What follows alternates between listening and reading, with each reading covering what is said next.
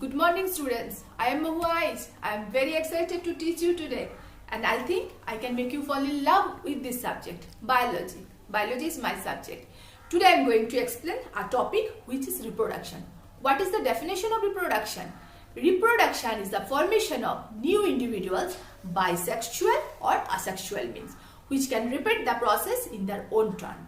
Now the patterns of reproduction or types of reproduction. There are two patterns of reproduction, asexual reproduction and sexual reproduction. Asexual reproduction is a type of reproduction that does not involve the fusion of gametes or change in the number of chromosomes. Citing the example of Hydra, small birds grow out from the body of Hydra, get separated and then grow into individual organisms. What is sexual reproduction? Sexual reproduction is a type of reproduction that does involve the fusion of gametes and there is a change in the number of chromosomes. Citing the example of reproduction in human. Human reproduction is when an egg cell from a woman and a sperm cell from a man unite and develop in the womb to form a baby. A number of organs and structure in both the woman and the male are needed in order for this process to occur. These are called the reproductive organs and genitals. At first, the male reproductive system. In males, the reproductive organs and genitals include at first testes, also called the testicles, a pair of oval-shaped glands that produces sperm. Next, scrotum, the pouch of skin that contains the testes.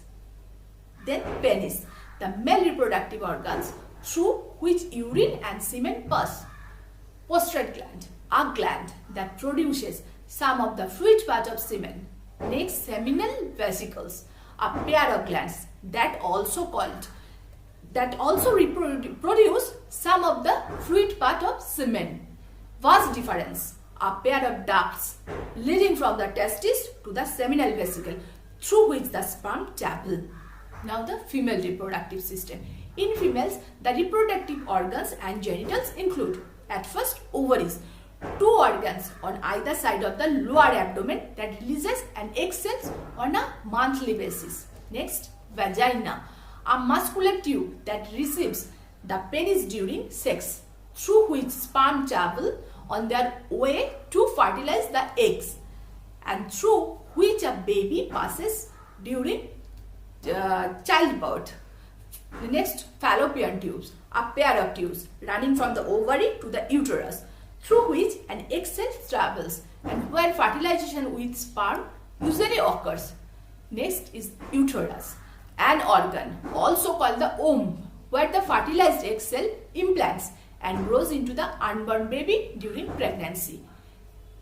The last but not the least, the outer folders, vulva, the outer folds that surround the openings of the vagina and the opening from the bladder called the urethra. Now, ovulation and fertilization. How ovulation is occurred? Once every month or so, a woman's ovary releases an egg cell. This process is known as ovulation. The egg cell is then swept through the fallopian tube, which runs from the ovary to the uterus. The egg cell flows in the longest and widest part of the fallopian tube. This is where the egg cell fertilized by a male sperm cell. During sex, the penis, millions of sperm cells, several hundred of these sperm cells pass through the vagina, enters an egg cell. They unite and the chromosome mingle together. This is called conception or fertilization. If the eggs is fertilized by the sperm cell, the fertilized egg cell begins to divide into 2 cells, then 4, then 8 and so on, while it travels the rest of the way through the fallopian tube to the uterus. There it implants and grows into the unborn baby. Hope you have understood reproduction in animals. Now we move forward to the next part, plant reproduction. Plants also reproduce both sexually and asexually. Flowering plants reproduce sexually through a process called pollination. The flowers contain male sex organs called stamens and female sex organ called pistils. The anther is the part of the stamen that contains pollen. these pollens needs to be moved to a part of the pistil called the stigma. Plants can either self-pollinate or cross-pollinate. Self-pollination happens when a plant's own pollen fertilizes its own ovules.